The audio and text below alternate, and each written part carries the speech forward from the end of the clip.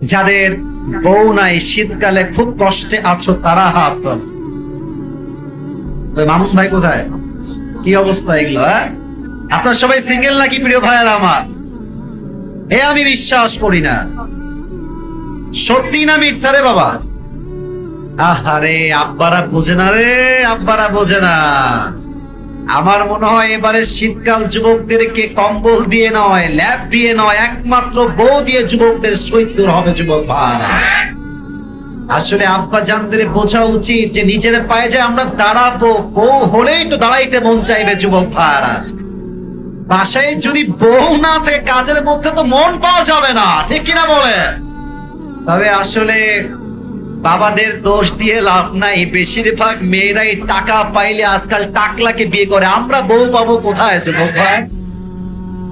আসলে যেই মেয়েগুলো জাস্ট টাকার জন্য বিয়ে করে, এরা টাকা পায়, বাড়ি পায়, গাড়ি পায় দিনাজপুরের ভাইয়ারা।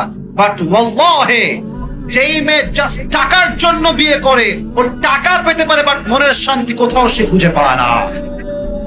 অতএব প্রিয় বন্ধুদেরকে বলবো, বোনেরা আমার, মেহেরবানি করে আমার এই যুবকদের তাকায় দেখেন। সব ভালো ভালো যুবক ভাইরা এখানে বসে আছে আজকে। বিয়ের সময় টাকা নয়, সরকারি চাকরি নয়, নবীর আদর্শকে সবচেয়ে বেশি গুরুত্ব রাখবে যুবক ভাইরা আমার। আল্লাহ প্রত্যেকটা মেয়েদেরকে কথাগুলো বোঝার তৌফিক দান করুন। সবাই পড়ুন আমিন। তিনটা তাকবীর দিয়ে তাফসীরে ফিরে যেতে চাই। প্রথম তাকবীর দিবেন আমার প্রিয় বিবাহিত ভাইরা, আর দ্বিতীয় তাকবীর দিবেন আমার প্রিয় সিঙ্গেল ভাইরা। দেখা যাক আজকের মাহফিলে কার গলার জোর কত বেশি। বিবাহিত ভাইরা একবার কাশি দেন। বিবাহিত ভাইরা, লিল্লাহি তাকবীর। হয় নাই, হয় নাই, খুবই কম আওয়াজ নাই গো। এবার দেখা যাক সিঙ্গেলরা কাশি দাও। সিঙ্গেলরা একটা তাকবীর দাও। লিল্লাহি তাকবীর।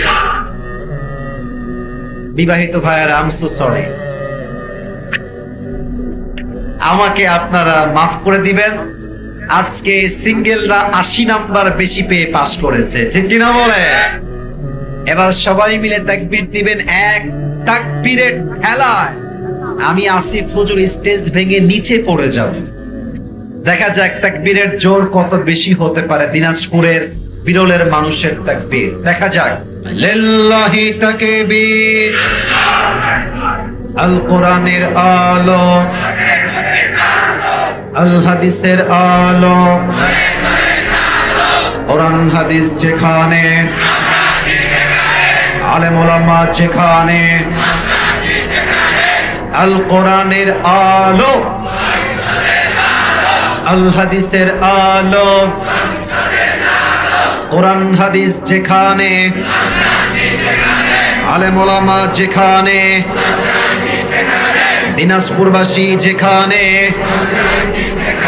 বিরলবাসী যেখানে,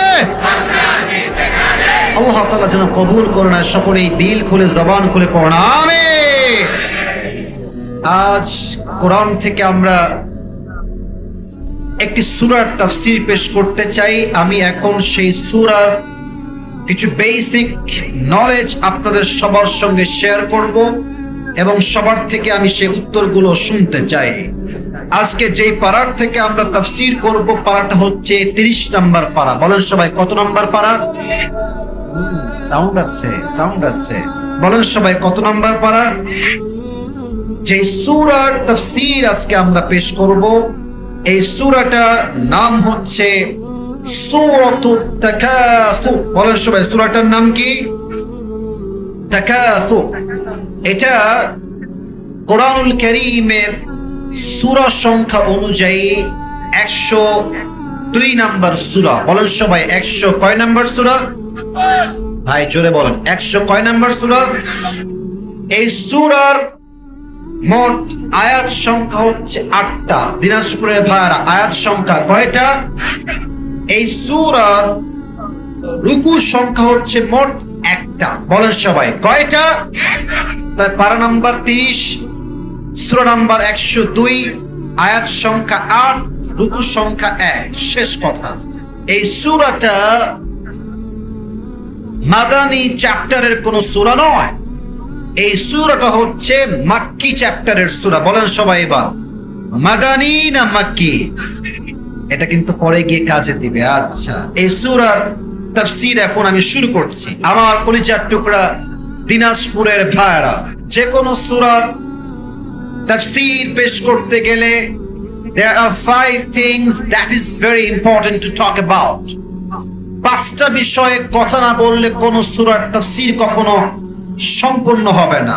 ইমাম সানাউল্লাহ পানিপত্তি রাহমাতুল্লাহি আলাইহি লিখেছেন 5টা বিষয় must if you wanna give the explanation of the surah.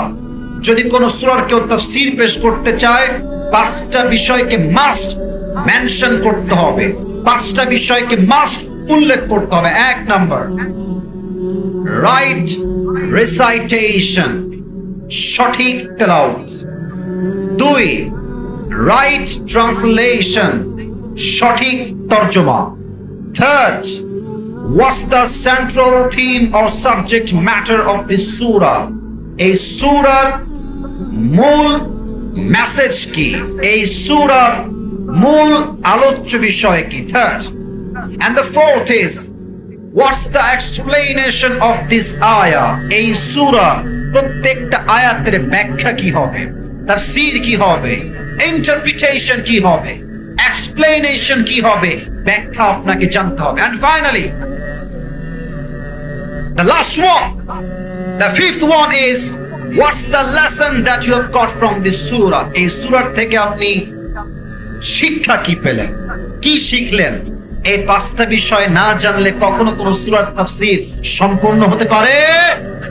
আমি শুনি নাই, সম্পূর্ণ হতে পারে? আসুন আমরা 1 নম্বরে চলে যাই।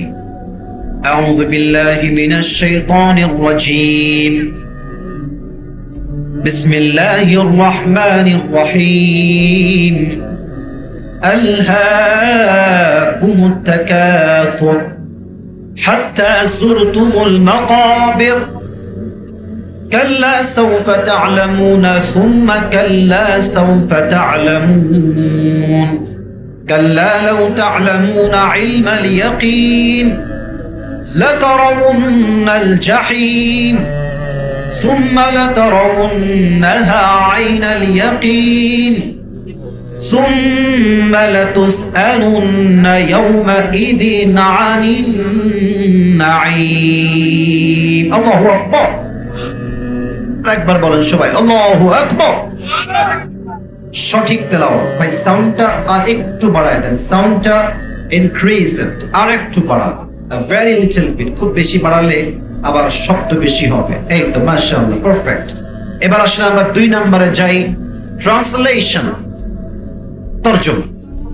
সূরা তাকাসুর অনেকের মুখস্থ আছে, I know that very well, because অনেকেই এই সূরা দিয়ে নামাজ পড়ে। সূরা তাকাসুর, সূরা কাউসার, সূরা মাউন, সূরা কারিয়া অনেকের মুখস্থ আছে, but we don't know the translation of this সূরা। এই সূরার তরজমা আমরা অনেকেই জানি না। আজ আমরা তরজমার দিকে ফোকাস করছি। আল্লাহ তাআলা বলছেন আলহাকুমুত তাকাসুর, it means desired to having a lot distracted you. আল্লাহ তাআলা বলছেন অতিরিক্ত চাহিদার লোভ তোমাকে। ভাই তাফসীর গুলো কিন্তু কোনো ফালতু কথা নয়, আমি আপনাকে পাই টু পাই ওয়ার্ড ভিত্তিক অর্থাৎ শব্দ ভিত্তিক তাফসীর করব। যদি কেউ মাহফিল থেকে উঠে যান, আমি ভাববো এটা আমার সঙ্গে বেয়াদবি হয় নাই, এটা সব আল্লাহর কোরআনের সঙ্গে বেয়াদবি হবে। কেউ উঠে যান না, এটা আমি জানি। আমি আবারও বলছি 12টা পর্যন্ত ওয়াজ হবে, এর বেশি ওয়াজ হবে না। আমার সিস্টেম যেটা এটাই থাকবে। তবে কেউ যেন ভুলেও উঠে যাবেন না, আমি কিন্তু ধমক দিতে বাধ্য হব। আসুন, পে ইউর অ্যাটেনশন, মনোযোগ বাড়ান দিনাজপুরের বিরলের ভাইরা।